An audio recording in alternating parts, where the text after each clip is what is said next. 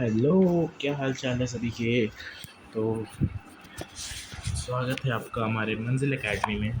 और जो आज हम पढ़ने वाले हैं हमारा वन शॉट है, ये लेक्चर वन शॉट लेक्चर है। लाइफ प्रोसेस चैप्टर है हमारा क्लास 10th का, जो चैप्टर 5 है साइंस का, बायोलॉजी का फर्स्ट चैप्टर लाइफ प्रोसेस। उसका मतलब कि हम लोग तो वैसे सिलेबस अगर बैच के अकॉर्डिंग देखा जाए तो हम लोग थोड़ा पीछे चल रहे हैं सिलेबस के अकॉर्डिंग। तो बहुत सारे बच्चों का रिक्वेस्ट आ रहा था कि सर वन शॉट चाहिए, तो ये लाइफ प्रोसेस का वन शॉट है। केमिस्ट्री का चैप्टर आपका लगभग कंप्लीट हो गया है, वो एक आध लेक्चर कंप्लीट हो जाएगा। बाकी बचे लाइट। लाइट का भी वन शॉट आपको जल्दी मिल जाएगा। देखो हम लोग जो है मतलब कि ये वीडियो जो 2 दिन वीडियो आएगा, आज एक वीडियो आया है। अब जो नेक्स्ट वन शॉट होगा वो हमारा होगा इसका पार्ट 2, जो कि संडे या फिर सैटरडे को आपको नोटिफिकेशन मिल जाएगा। संडे या फिर सैटरडे को जो है सॉरी हाँ, सैटरडे संडे को दोनों में से कोई एक दिन जो है आपका ये लेक्चर होगा। तो आज हम लोग ये पार्ट 1 है। पार्ट 1 में जो है हम लोग सिर्फ प्लांट्स के बारे में पढ़ेंगे। देखो, जो हम लोग का लाइफ प्रोसेस चैप्टर है, इसको हम लोग 2 पार्ट्स में पढ़ने वाले हैं, एक प्लांट्स के बारे में, एक एनिमल्स के बारे में। ठीक है, ये हमारा जो पहला पार्ट है, पार्ट 1 जो आज हम लोग पढ़ने वाले, ये हम लोग प्लांट्स के बारे में पढ़ने वाले। एनिमल्स का जो हम लोग नेक्स्ट पार्ट में पढ़ेंगे। ठीक है, अब मेरा एक क्वेश्चन तुम लोग से है कि how can we identify a living being. एक पर्सन जो है या फिर कोई भी ऑर्गेनिज्म है या फिर कोई भी थिंग है, वो लिविंग है, तो वैसे कैसे हम लोग आइडेंटिफाई करेंगे। तो आइडेंटिफाई करने का क्राइटेरिया होता है, जो कि होता है मूवमेंट। आपके एनसीईआरटी में ये क्राइटेरिया दिए और भी क्राइटेरिया होते हैं, जैसे कि वो जो लाइफ प्रोसेस कुछ भी अगर कर रहे हैं तो वो सब अगर वो परफॉर्म कर रहे हैं तो वो एक लिविंग ऑर्गेनिज्म होते हैं। तो वैसे देखा जाए एनसीईआरटी के अकॉर्डिंग तो मूवमेंट जो होता है वो एक क्राइटेरिया होता है, जिससे कि हम पता कर सकते हैं कि कोई भी थिंग जो है वो लिविंग बीइंग है कि नहीं है। ठीक है, चलो अब देखते हैं कि व्हाट आर लाइफ प्रोसेस। जो लाइफ प्रोसेस हम लोग पढ़ने वाले हैं ये क्या होता क्या है। चलो डेफिनेशन पढ़ते हैं, लाइफ प्रोसेस होता क्या है। चलो देखते हैं। The process that helps for survival, maintenance and growth of our body is known as life process. वैसा प्रोसेस जो कि सर्वाइवल, मेंटेनेंस, ग्रोथ, यानी कि हम लोग सर्वाइव भी कर रहे हैं, हम लोग का बॉडी का जो रिपेयरमेंट हो रहा है वो भी हो रहा है, और हम लोग का ग्रोथ भी हो रहा है। तो इसके कारण ये जो सब चीज़ें हम लोग को दिखता है, वो सब किस में दिखता है, लाइफ प्रोसेस में दिखता है। लाइफ प्रोसेस कुछ एग्जाम्पल है, रेस्पिरेशन है, ट्रांसपोर्टेशन है, न्यूट्रिशन है, एक्सक्रीशन, ये सब हम लोग आगे भी पढ़ेंगे। ठीक है, चलो अब एक क्वेश्चन है, क्या जो रिप्रोडक्शन होता है वो एक लाइफ प्रोसेस है? Is reproduction is a life process? Answer is no. क्यों? क्योंकि देखो हम लोग का जो डेफिनेशन होता है लाइफ प्रोसेस का, वो बोलता क्या है, वो बोलता है कि सर्वाइवल, मेंटेनेंस और ग्रोथ। तो क्या रिप्रोडक्शन से हम लोग का सर्वाइवल, मेंटेनेंस या फिर ग्रोथ हो पाएगा? नहीं ना। ये तो एक अपना जनरेशन है, उसको इंक्रीज करने, जनरेशन को अपना बढ़ाने का प्रोसेस है, तो उसके कारण जो है वो रिप्रोडक्शन एक लाइफ प्रोसेस नहीं है। ठीक है, चलो हाँ, ये क्वेश्चन का आंसर दो। What criteria do we use to decide whether something is alive or not? इसका आंसर हो जाएगा मूवमेंट। ठीक है, चलो अब हम लोग अपना पहला टॉपिक जो है हम लोग का न्यूट्रिशन, उसको देखते हैं कि होता क्या है। When we walk or ride a bicycle, we are using up energy. Even when we are not doing any apparent activity, energy is needed for to maintain a state of order in our body. We also need materials from outside in order to grow, develop, synthesize protein and other substances needed in the body. This source of energy and material is the food we eat. देखो होता क्या है, हम लोग का जो body है इसमें जो है हर टाइम जो है प्रोसेस, जो इंटरनल प्रोसेस है वो होता रहता है। उसके लिए हम लोग को चाहिए होता है एनर्जी। अब ये एनर्जी हम लोग को मिलेगा कहाँ से? ये हम लोग को मिलेगा फूड से। तो ये जो पूरा प्रोसेस होता है इसी को हम लोग बोलते हैं न्यूट्रिशन, या फिर ऐसा भी बोल सकते हैं जो फूड है हम लोग का एक टाइप का क्या है, फ्यूल है बॉडी के लिए। बॉडी के लिए टाइप का क्या है, फ्यूल है। ठीक है, ये होता है हम लोग का न्यूट्रिशन। हाँ, ये जो है हम लोग सोते हैं तब भी हम लोग बॉडी में जो है, जैसे हम लोग ऑक्सीजन लेते हैं, रेस्पिरेशन करते हैं और भी प्रोसेस करते हैं, उसमें एनर्जी का नीड होता है। इसलिए जो है ऐसा बोला गया है कि जो एनर्जी का नीड है वो हम लोग को रात में सोने टाइम पे भी होता है। अब जो प्रॉपर डिफिनीशन है वो हम लोग देखते हैं। A process to transfer a source of energy from outside the body to the organism which we call food to inside the body, a process we commonly known as nutrition। यानी कि क्या बोल रहा है, जब सोर्स ऑफ एनर्जी जो है outside से इनसाइड हम लोग का आता है, इसी को हम बोलते हैं प्रोसेस को न्यूट्रिशन। ठीक है, न्यूट्रिशन क्लियर है आप लोग को? न्यूट्रिशन मतलब क्या? न्यूट्रिशन मतलब कि कोई भी वर्क करने के लिए एनर्जी का रिक्वायरमेंट होता है, वो रिक्वायरमेंट हम लोग कौन सा प्रोसेस मिलेगा, वो हम लोग को न्यूट्रिशन प्रोसेस मिलेगा। चलो अब देखते हैं कि लिविंग थिंग्स जो है वो फूड अपना कहाँ से लेते हैं। How do living things get their food? General requirement of energy and materials is common in all organisms but is fulfilled in different ways. Some organisms use simple food material obtained from inorganic sources in the form of carbon dioxide, water. These organisms are autotrophs including green plants and some bacteria. अब देखो जो इतना बात किया है ये किया है हम लोग का ऑटोट्रॉफ्स के लिए। ऑटोट्रॉफ्स क्या होता है? जो खानों खुद बनाते हैं, जैसे कि प्लांट्स होते हैं, कुछ बैक्टीरिया होते हैं, वो इनऑर्गेनिक सोर्सेज का जो यूज़ करते हैं, जैसे कार्बन डाइऑक्साइड, वाटर, ये सब का यूज़ करके जो अपना जो न्यूट्रिशन का फुलफिल न्यूट्रिशन प्रोसेस है उसको टेक प्लेस करते हैं। Other organisms utilize complex substances. These complex substances have to be broken down into simpler ones before they can be used for the upkeep and growth of the body. To achieve this, organisms use biocatalysts called enzymes. ये word याद रखना, biocatalyst. हमने पढ़ा है कि catalyst जो होता है, नहीं मैं पढ़ा दूंगा। कैटलिस्ट क्या होता है कि वो जो है रिएक्शन का जो रेट है उसको इंक्रीज कर देता है। तो ये जो इंक्रीज करता है, जो कैटलिस्ट है, बस ये बायो कैटलिस्ट होगा, जिसको तो हम क्या बोलते हैं, एंजाइम्स बोलते हैं। हम लोग एंजाइम्स बोलते हैं। Thus, the heterotroph's survival depends directly or indirectly on autotrophs. Heterotrophic organisms include animals, fungi. Animals, fungi जो होते हैं हेटरोट्रॉपिक न्यूट्रिशन करते हैं, वो मेनली डिपेंडेंट होते हैं ऑटोट्रॉफ्स पे। और ये लोग जो कॉम्प्लेक्स सब्सटेंसेस का यूज़ करते हैं, अपना कंज्यूमिंग करते हैं कॉम्प्लेक्स सब्सटेंस का, फिर उसको बॉडी के अंदर जो है ब्रोक डाउन करते हैं। ठीक है, चलो अब हम देखते हैं ऑटोट्रॉपिक न्यूट्रिशन। इसमें ऑटोट्रॉपिक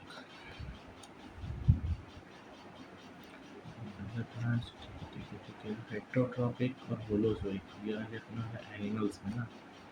ये 3 पार्ट आज हम लोग नहीं, ये जो ये पार्ट है ये हम लोग अभी नहीं करेंगे, ये एनिमल्स में आ जाएगा। इसके बाद कितने पार्ट हम लोग करना है, उसके बाद तो स्लाइड अभी नहीं डाउनलोड हुआ, इसके बाद कर लूँगा। ऑटोट्रॉपिक न्यूट्रिशन होता गया। Carbon and energy requirements of the autotrophic organisms are fulfilled by photosynthesis. It is the process by which autotrophs take substances from outside and convert them into stored forms of energy. This material is taken in the form of carbon dioxide and water, which is converted into carbohydrates in the presence of the sunlight and chlorophyll. Carbohydrates are utilized for providing energy to the plant. We will study how this takes place in the next section. The carbohydrates which are not used immediately are stored in the form of starch, which serves as an internal energy reserve to be used as when required by the plant. A somewhat similar situation is seen as where some of the energy derived from the food we eat is stored in the body in the form of glycogen. इसे बोल क्या रहे हैं कि autotrophic organism जो होते हैं वो फोटोसिंथेसिस कार्बन और एनर्जी रिक्वायरमेंट जो है वो फोटोसिंथेसिस पूरा करते हैं। फोटोसिंथेसिस प्लांट्स करते हैं। The process by which autotrophs take substance जो आउटसाइड एनवायरनमेंट से लेते हैं उसको कन्वर्ट करते हैं, और जब उनके पास स्टोर मतलब कि एक्स्ट्रा होता है वो उसको स्टोर करते हैं स्टार्च के फॉर्म में। वो उसको स्टार्च के फॉर्म में स्टोर करते हैं प्लांट्स, और जब ह्यूमंस होते हैं या फिर एनिमल्स होते हैं वो उसको ग्लाइकोजन के फॉर्म में जो है स्टोर करते हैं, और जब उनको नीड होता है तब उसका जो है वो यूज़ कर लेते हैं। ये खुद से नहीं होता है, ये बॉडी ही अपने आप जो है यूज़ करता है। बस इसमें यही पढ़ना है हम लोगों को।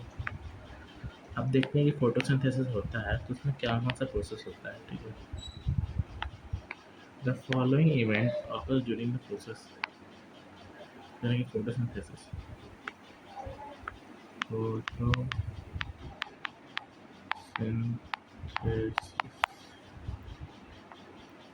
Absorption of light energy by chlorophyll.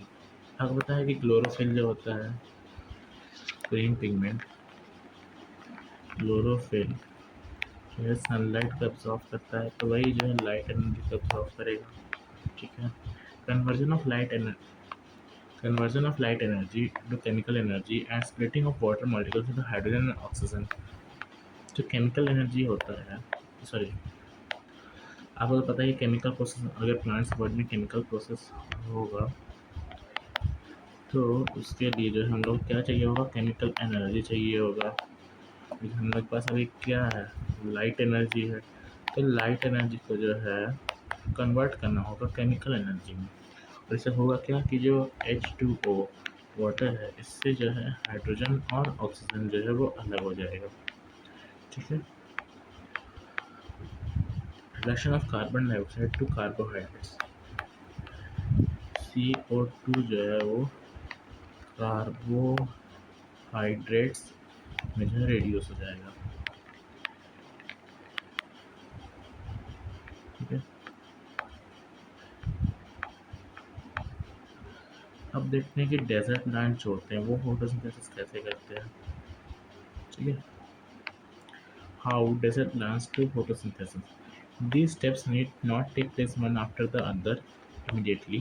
For example, desert plants take up carbon dioxide at night and prepare an intermediate which is acted upon by the energy absorbed by the chlorophyll during the day. मतलब कि वो लोग करते क्या है, वो carbon dioxide जो है वो जो है मतलब कि रात में कार्बन डाइऑक्साइड लेते हैं और वो रात में ही जो है इंटरमीडिएट एक प्रोसेस कर लेते हैं। उसके बाद जो है सुबह जब उनका सनलाइट जब मिलता है हमको, तो वो क्लोरोफिल एब्जॉर्ब कर लेता है सनलाइट को, और जो है उसका फोटोसिंथेसिस हो जाता है।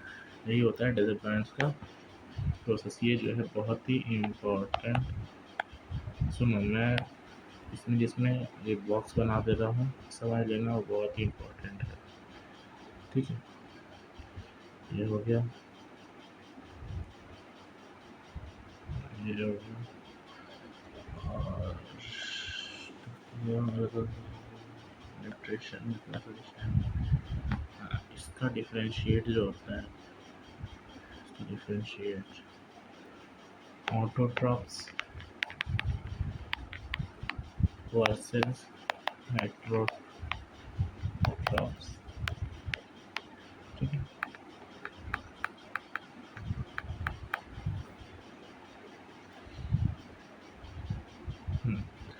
अब देखो ये ना फिगर दिया हुआ है, ये एक होता है cross section of leaf. Leaf का जो पूरा ये पार्ट होता है, इसका बारे में ये बताया गया है। हाँ, देखो ये मिडरेब है, ये लैमिनर लीफ ब्लेड है, ये इसका जो वेन होता है वो होता है, ये फ्लोएम जाइलम वेस्कुलर बंडल होता है यहाँ पे। और ये जो है ये पूरा तुम्हारा इसी का जो है ये दिया गया है। ऐसे पूछा नहीं जाता, बट हाँ लेबलिंग करने आ सकता है, तो जो है लेबलिंग आ सकता है, आ सकता है। ठीक है। ये यहाँ पे अपर एपिडर्मिस होता है, क्योंकि यहाँ पे क्लोरोप्लास्ट है, इसमें ये एयर स्पेसिस होता है जो ये हमने पढ़ा था, ये क्या नाम था उसका, एरन कैनो, और ये लोअर एपिडर्मिस। ठीक है। तो देखो स्टोमेटा जो होता है ना, स्टोमेटा पता है क्या हेल्प करता है? स्टोमेटा जो है वो गैस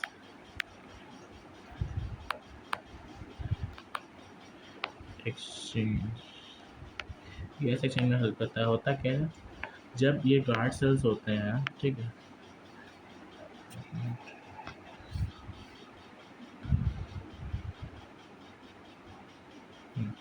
ये जो गार्ड सेल्स होते हैं ना, बीन शेप जो गार्ड सेल्स है, ये क्या होता है, इसमें जब वाटर भर जाता है तो ये जो स्वेल कर जाता है। आपको पता है सेल जो है स्वेल कब करता है, जब वाटर का लेवल ज़्यादा हो जाता है तो स्वेल करता है। तो इस स्वेल करने के कारण जो यहाँ पे ये जो वाला ओपनिंग वाला पार्ट है, ये जो ओपनिंग वाला पार्ट है ये थोड़ा फैल जाता है। यहाँ पे जब सेल जो है वो श्रिंक कर जाता है गार्ड सेल, तब जो है वो ये जो पार्ट है वो भी थोड़ा सा सिकुड़ जाता है, छोटा हो जाता है। ठीक है। इसी में जो ये जब पूरा जब खुलता है, तब इसी में जो है गैस जो है इन भी होता है, आउट भी हो जाता है। ठीक है। एक बार खुलेगा, एक बार खुलेगा, बस गैस एक्सचेंज होगा, फिर जो है गैस एक्सचेंज होता है, पूरा अंदर बाहर दोनों हो जाता है, उसके बाद जो है बंद हो जाता है। बस ये जो होता है छोटा छोटा जो है ये पे क्लोरोप्लास्ट है। ठीक है। ये इसको स्टोमेटल पोर बोलते हैं। ये गार्ड सेल्स है, ये ओपनिंग है, ये ओपन स्टोमेटा है, ये क्लोज स्टोमेटा है। बस हाँ, ये हेटरोट्रॉपिक न्यूट्रिशन जो है ये हम लोग अभी नहीं पढ़ेंगे, ये हम लोग नेक्स्ट सेशन पढ़ेंगे हम लोग जो। ठीक है, चलो ट्रांसपोर्टेशन। अब देखो ये देखो, अब जो ये टॉपिक है, ये तीन टॉपिक हाँ चलो, तीन टॉपिक है। ये जो है ये लास्ट में दिया हुआ है हम लोग के चैप्टर का, लेकिन हम लोग को अभी पढ़ना हो क्योंकि हम लोग अभी सिर्फ प्लांट्स के बारे में पढ़ रहे हैं। तो प्लांट्स का जब हम लोग पढ़ लेंगे उसके बाद जो एनिमल का पढ़ेंगे तो हम लोग जो है कंटिन्यू करेंगे ट्रांसपोर्ट। अब देखते हैं ट्रांसपोर्टेशन कैसे होता है वाटर का। अभी तक हमने क्या देखा कि जो है न्यूट्रिशन वो लोग ले लिए प्लांट्स, उसके बाद जो है उसको गैसेस एक्सचेंज हो गया, उसके बाद देखेंगे ट्रांसपोर्टेशन, यानी कि जो मान लो यहाँ से लिए तो यहाँ से जो बाकी पार्ट से भेजना है तो वो कैसे भेजेगा। हम लोग ने दो चीज़ पढ़ा था, जाइलम फ्लोएम। जाइलम क्या करता था, जाइलम वाटर्स को ट्रांसपोर्टेशन करता था, फ्लोएम जो है फूड सब्सटेंसेस करता था। In xylem tissue, vessels and tracheids of the roots, stems and levels are interconnected to form a continuous system of water conducting channels reaching all parts of the plant. At the roots, cells in contact with the soil actively take up ions. हमने जो है class 9th में एक चीज़ पढ़ा था, जो xylem होता है उसके जो है कितने 4 कंपोनेंट होते हैं। ठीक है, tracheids, vessels, xylem parenchyma, xylem fibres. अब ये जो तुम्हारा ट्रैकेट्स और वेसल्स का टिश्यू, ट्रैकेट्स और वेसल्स का बात किया है, ये जो है रूट्स से कनेक्टेड होता है। ठीक है, मतलब स्टेम, लीव्स और रूट्स जो है इंटरकनेक्टेड होता है आपस में, इसके कारण इससे जो है क्या है, वाटर कंडक्शन होता है। वाटर कंडक्शन होता है तो यानी कि जो रूट जो है, रूट जो तुम लोग का एब्जॉर्व कर रहा है वाटर, जो रूट वाटर एब्जॉर्व कर रहा है, ये जो ऊपर पार्ट में तो भेजेगा ही, समझे। इसलिए channel reaching all the parts of the plant, roots cells in contact with the soil actively take up ions। जो वाटर में आयंस होते हैं वो जो है रूट्स जो है उसको एब्जॉर्ब कर लेता है। ठीक है, ये वाटर देख लीजिए, हाँ देखो ये होता है, यहाँ पे रूट है, यहाँ से वाटर जो एब्जॉर्ब कर लिया, इसके कारण जो है यहाँ पे पूरा वाटर जाता है। वो देखिए ट्रांसपोर्टेशन ऑफ फूड। फूड का ट्रांसपोर्टेशन कैसे होता है प्लांट्स में। The products of metabolic processes, particularly photosynthesis, are removed from leaves where they are formed to other parts of the plant. This transport of soluble products of photosynthesis is called translocation, and it occurs in the plant of the vascular tissue known as phloem. Phloem में जो होता है metabolic process होता है, यानी photosynthesis जब होता है तो उसमें जो फूड नहीं बनता है वो लीव्स बनता है। अब लीव्स में बनेगा तो उससे लीव्स से हम लोग को बाकी बॉडी पार्ट्स में भेजना है, तो वो जो बॉडी पार्ट्स में भेजने का काम करता है वो जो है ट्रांसलोकेशन प्रोसेस होता है, जो फ्लोएम करता है। ठीक है, ये जो वर्ड है बस ये हम लोग पढ़ना है, ये जो ट्रांसलोकेशन वर्ड है।